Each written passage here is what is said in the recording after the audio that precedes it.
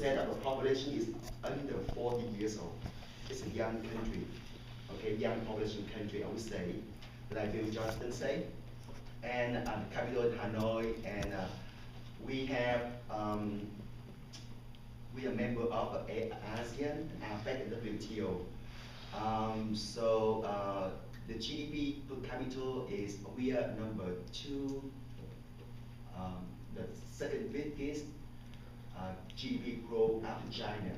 So China number 1, Vietnam number 2 in the world.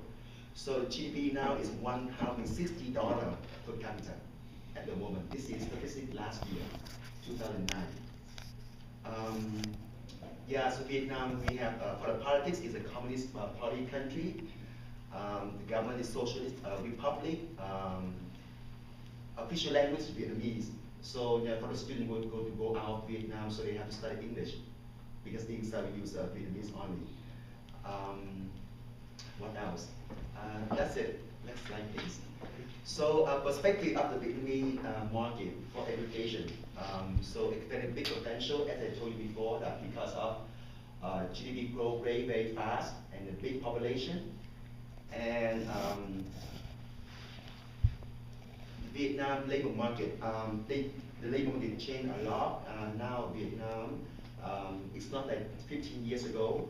Now Vietnam is more developed now, so we got a lot of big companies come to Vietnam, like Intel, Sony, Toyota, Honda, Mercedes. So when they come to Vietnam, they need them skilled people, you know, high skilled people. So Vietnam, in Vietnam itself, so they don't have enough skilled people because the Vietnam University and College is still behind. But though for investment company or joint stock company, they expect the high level skilled people. So that's why the market needs those people. That's why you come to Vietnam, right? There's important thing that Vietnam have a policy, the new policy called Đòi Mới in 1986, that the Vietnam decided to open door like China 15 years ago. So we open big door to everyone. So we make things more easy, make procedure more easy. You know, you can get a license more easy in Vietnam, business license. You can do everything, and Vietnam need everything. Like Bill Johnston said, it's a big market.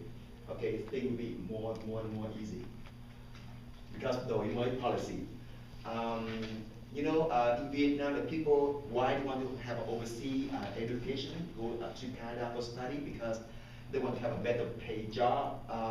Let me tell you one thing, that in Vietnam, if you graduate from a local university, your pay is not here. But if you graduate from a foreign university, the pay is not here. So the big gap, right?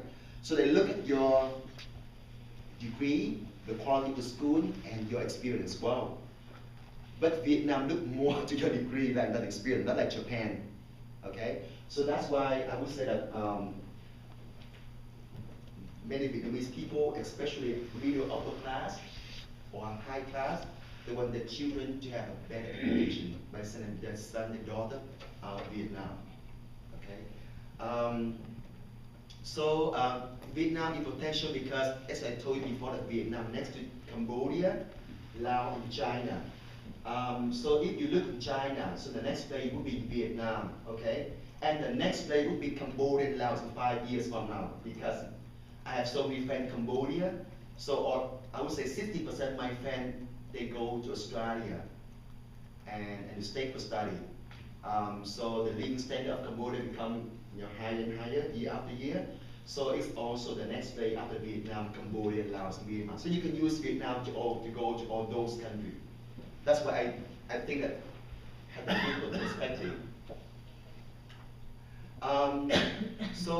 Let's look into how about the student expectation from overseas education, what they expect, because they invest a lot of money to come here to study, right? And in Vietnam, there's 5 reasons that make them decide to go to study outside Vietnam for the better education. The first one, I would say that personal and social design. They want to have a better education. This is their wish, and this is also the social wish as well. Okay. The second thing is they have a better future. As I told before that they have a better job at the bigger company like Intel, Toyota. If they have a good education from foreign school in Canada or the state in Australia. okay? And you know, in Vietnam, there's a new trend that for the parents and their friend, so if they have a better education, they feel more proud. They're proud to have a better education. And there's a small percentage of students, they are forced to go Vietnam to study because in Vietnam things are easy, law is easy. So you know the parents know that Canada have a strict law and the school has strict discipline. So okay, they say that okay, the best way to make this son better and send to Canada, stay. Okay, and.